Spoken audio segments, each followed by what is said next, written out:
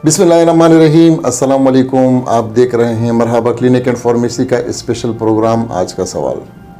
आज के सवाल में हमारे पास मौजूद हैं डॉक्टर रुबा फातिमा, जिससे हम करेंगे आज सांस के हवाले से एक सवाल। तो डॉक्टर साहब ये बताइएगा कि सांस की बीमारी एक्चुअल है क्या, और मज़ीद ये है कि दमा या सिगरेट पीने की वजह से जो सांस की बीमारी हो जाती है, इसका इलाज मुमकिन है या नहीं। अस्सलाम वालेकुम रशीद भाई, आपने जो सवाल पूछा उसको मैं 2 हिस्सों में एक्सप्लेन करूँगी। एक ये कि दमा जो है जो सांस की बीमारी कॉज कराता है, और जो सिगरेट स्मोकिंग की वजह से सांस की बीमारी होती है। देखिए, दमा एक ऐसी चीज़ है कि जो काबिल इलाज तो है, लेकिन हम इसको पूरी तरह से ख़त्म नहीं कर सकते, क्योंकि ये जेनेटिक्स में होता है और आप अपने जेनेटिक्स कभी भी चेंज नहीं कर सकते।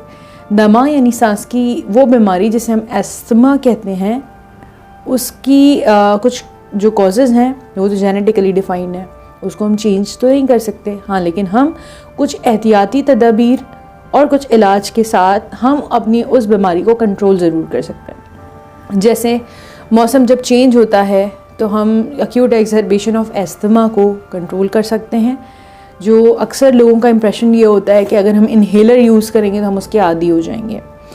ऐसे लोग कि जो इंडस्ट्रियल एरिया के करीब रहते हैं, जहाँ पे स्मोक, और ऐसे इलाके जहाँ पे स्मोग यानी जो सर्दियों के बायस और हमारी पॉल्यूशन के बायस होने वाला जो धुआं और आलूदगी होती है, उससे एस्थमा बहुत ज़्यादा एग्जैजरेट हो जाता है, जिससे हम एक्यूट एक्सरबेशन ऑफ एस्थमा कहते हैं। उस सूरत में हमें इन्हेलर्स यूज़ करने होते हैं लॉन्ग टर्म में। शॉर्ट टर्म में आप नेबुलाइजेशन के ज़रिए से इलाज कर सकते हैं, कुछ मेडिकेशंस के ज़रिए से इलाज कर सकते हैं। और एक मिसकॉन्सेप्शन ये कि अगर हम इन्हेलर यूज़ करेंगे तो हम इसके आदी हो जाएंगे, ऐसा नहीं होता। इन्हेलर्स जिसके अंदर स्टीरॉइड्स हैं, स्टीरॉइड बेस्ड इन्हेलर्स जो हैं, हमें वो लॉन्ग टर्म में वैसे भी यूज़ नहीं करने होते। अगर एक्यूट एक्सरबेशन एस्थमा हो जाता है तो हमें कुछ अरसे के लिए डॉक्टर वो प्रिस्क्राइब करते हैं। अदरवाइज़ लॉन्ग टर्म में जो इन्हेलर्स बग़ैर स्टीरॉइड के होते हैं, हम वो एस्थमा के इलाज के तौर पर यूज़ करते हैं। और एस्थमा का इलाज जब तक इंसान ज़िंदा है तब तक उसको करना होता है। और जहाँ तक बात रही सिगरेट स्मोकिंग के बाइस होने वाली सांस की तकलीफ़ की, तो सिगरेट स्मोकिंग असल में करती क्या है?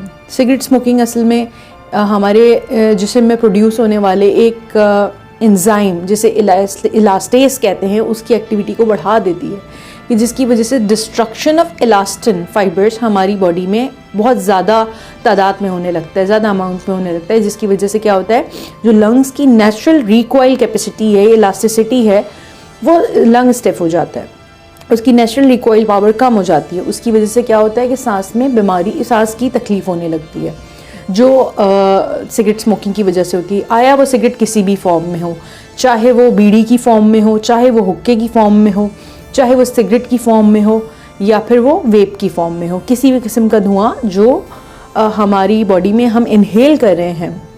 और एक्टिव स्मोकिंग से भी कहीं ज़्यादा ख़तरनाक वो पैसिव स्मोकिंग होती है। जैसा कि अगर आपके घर में कोई स्मोकिंग करता है, तो आज का होम टेक मैसेज ये है कि आपके आसपास अगर कोई स्मोकिंग करता है तो आपने बच्चों और ख़वातीन को स्पेशली उस चीज़ से दूर रखना है। वैसे तो स्मोकिंग हर किसी के लिए ख़तरनाक है, लेकिन स्पेशली उनको दूर रखना है, बच्चों को और ख़वातीन को घर की। एटलीस्ट अगर आप स्मोक कर रहे हैं और आप नहीं छोड़ सकते तो एटलीस्ट इतना कीजिए कि घर से बाहर जाके स्मोकिंग कीजिए।